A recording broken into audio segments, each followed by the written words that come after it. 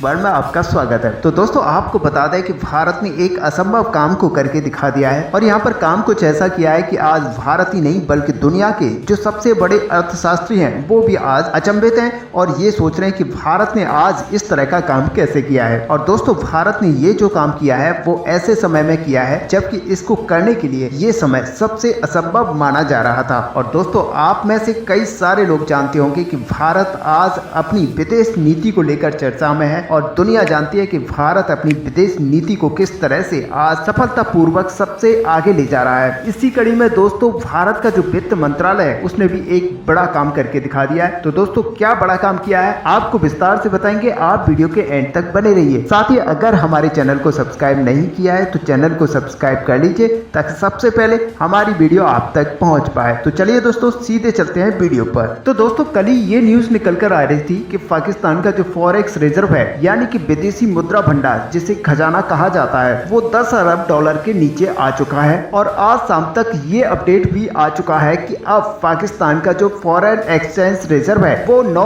अरब dollar के स्तर को छू चुका है। और दोस्तों इसका मतलब अब यही है कि पाकिस्तान के पास दूसरे देशों से ट्रेड करने के लिए बहुत ही कम फॉरेक्स रिजर्व बचा है। और ऐसे में पाकिस्तान अगर अपनी इकोनॉमी को चलाना चाहता है तो उसे फॉरेन एक्सचेंज रिजर्व बढ़ाना पड़ेगा। और इसी तरह अगर वहां के हालात बने रहते हैं तो पाकिस्तान बहुत ही जल्द श्रीलंका का रूप ले सकता है। और दोस्तों अगर पाकिस्तान को मदद नहीं मिलती किसी अन्य देश से तो पाकिस्तान के अंदर भी 3 हफ्तों के अंदर वही हालात होंगे जो कि श्रीलंका के अंदर आज चल रहे हैं। और दोस्तों इससे पता चलता है कि आखिरकार विदेशी मुद्रा भंडार किसी भी देश के लिए इतना ज्यादा अहम क्यों होता है। हालांकि दोस्तों अगर भारत की बात करें तो जब से महंगाई बढ़ना स्टार्ट हुआ है तब से भारत का खजाना कम होना भी स्टार्ट हो चुका था। और ऐसे में भारत ने पिछले 2 महीने पहले ये कहा था कि हम यहाँ पर फॉरेन एक्सचेंज रिजर्व को कंटिन्यू एक ही स्तर पर रखेंगे और ज्यादा से ज्यादा पैसा मार्केट में रिलीज करेंगे जिससे कि महंगाई कम हो सके। और इसके लिए दोस्तों आपको बता दें कि यहाँ पर सरकार को अपना खजाना कम करना पड़ा था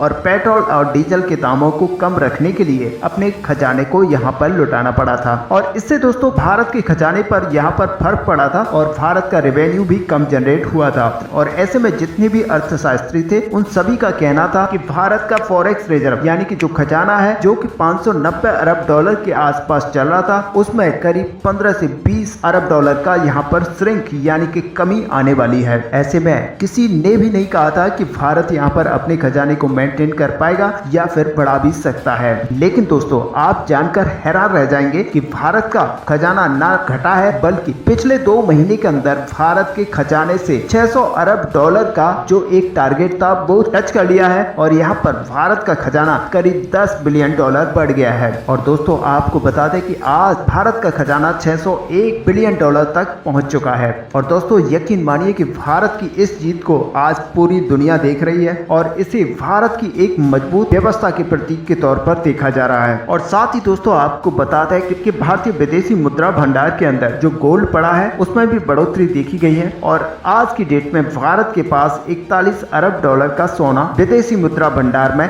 रखा हुआ है। और ये दोस्तों इतनी बड़ी रकम है कि नेपाल, भूटान और बांग्लादेश जैसे देशों की अर्थव्यवस्था को इसमें जोड़ा जा सकता है। और दोस्तों अब आप समझ सकते हैं कि भारत आखिरकार कितनी तेजी से ग्रो कर रहा है और भारत अपनी दृढ़ शक्ति और इच्छा शक्ति के रूप में अपने आप को यहाँ पर और भी ज्यादा मजबूत बना रहा है। ऐसे में दोस्तों आप समझ सकते हैं कि भारत आने वाले समय में कितनी ऊंचाई तक जाएगा। वैसे दोस्तों अगर यहाँ पर बात करें कि भारत इतनी तेजी से ग्रो कैसे कर रहा है तो आपको बता दें कि पिछले 2-3 महीने में भारत के जो एक्सपोर्ट है वो काफी ज्यादा बढ़े हैं। हालांकि दोस्तों आपको ये भी पता होगा कि भारत ने अपने गेहूं और चीनी का जो एक्सपोर्ट है वो अभी बंद कर लिया है, लेकिन वो अभी कुछ ही दिन पहले बंद किया गया है। लेकिन उससे पहले जो एक्सपोर्ट चल रहा था वो भारी मात्रा में चल रहा था जिसकी वजह से भारत के विदेशी मुद्रा भंडार में काफी ज्यादा मजबूती से उछाल आया था। और यही साथ में आपको बता दें कि भारत के अंदर जो इन्वेस्टर्स हैं बाहर के वो काफी बड़ी मात्रा में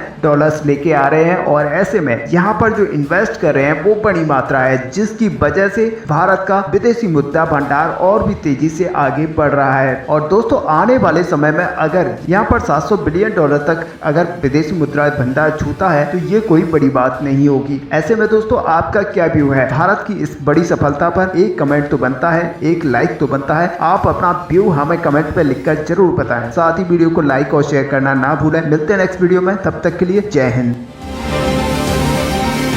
अच्छा सुनो, चैनल को सब्सक्राइब करो, उसके बाद घंटी बजा देना ताकि अगली वीडियो आपसे मिस ना हो पाए। Thank you.